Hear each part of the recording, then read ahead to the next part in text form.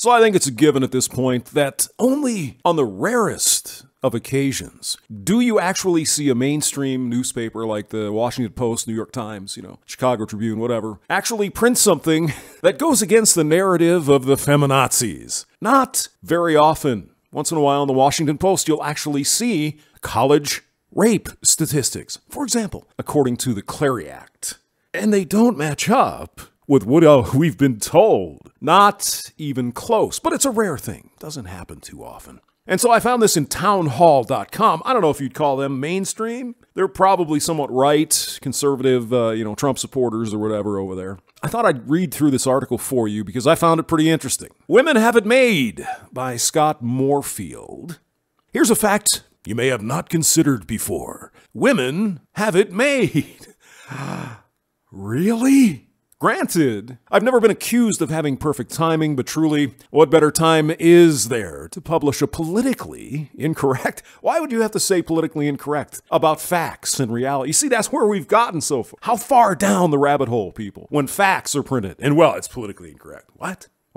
I'll admit that notwithstanding the title of this article. Being a woman, particularly one with a leftist worldview, does come with its own unique set of challenges. Imagine what it must be like to genuinely think that a significant percentage of the population wants you to be subjugated, condemned to go barefoot, do all the housework, get groped at will, wear bonnets, and make 4/5 of what a man makes for the exact same work. With a few high-profile exceptions, it's an imaginary world, but it also clearly a significant number of leftist women imagine they really do live in. But here in the real world, the one where technology has rendered the one true advantage men once had, strength, virtually obsolete. The ladies really do have it made, parentheses. Well, other than the occasional mentally ill biological male dominating a few female sporting events by pretending to be a woman, end of parentheses. Turns out, in what is the safest, most prosperous time in all of human history, from economic wealth to lifespans to criminal justice to literal murder, it's far better to be a female, and it's not even close.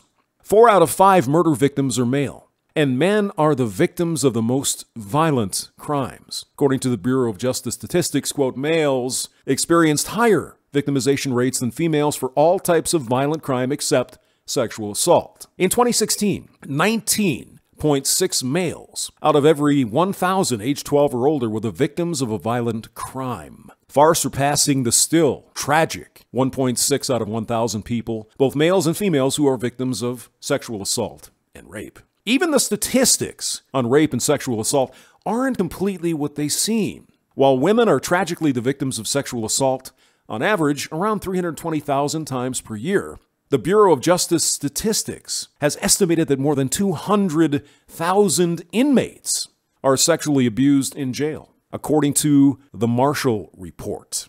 And we all know what gender most of those inmates are. Given that, along with female on male rape, which actually isn't defined as rape, and rape during wartime, the male-female rape sexual assault disparity may not be as wide as you think.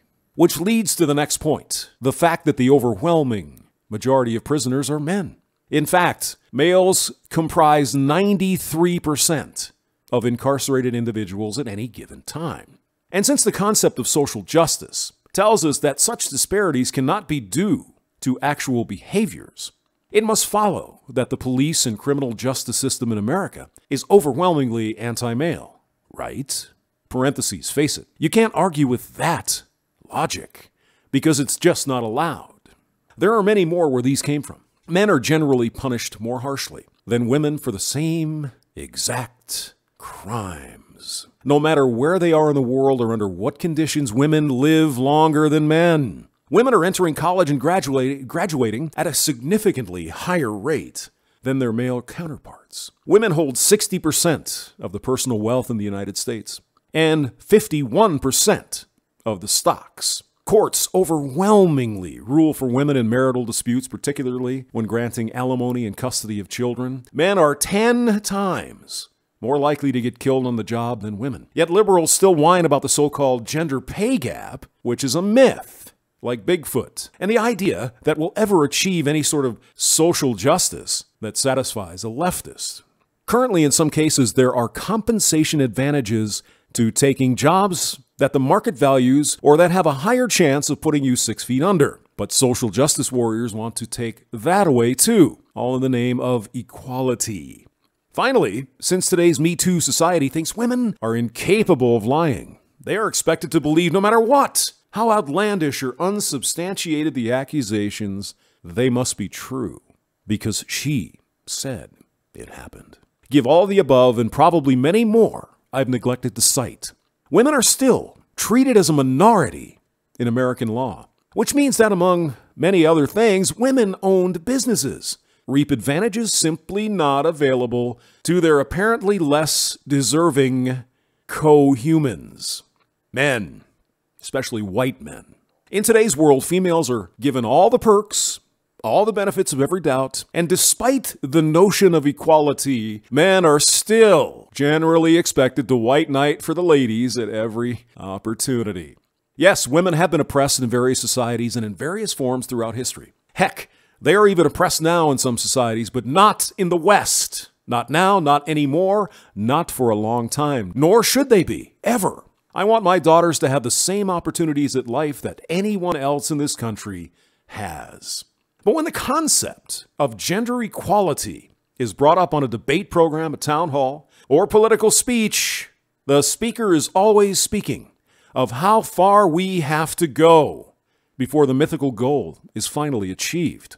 Except with social justice warriors, the stated goal is never actually reachable, even when it's actually been reached or in this case exceeded.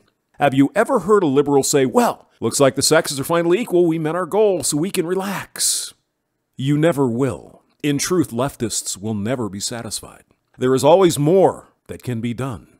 When we make first-class citizens of one group, women, doesn't that automatically make second-class citizens of everyone else? Links below. James Maxwell, thank you for listening.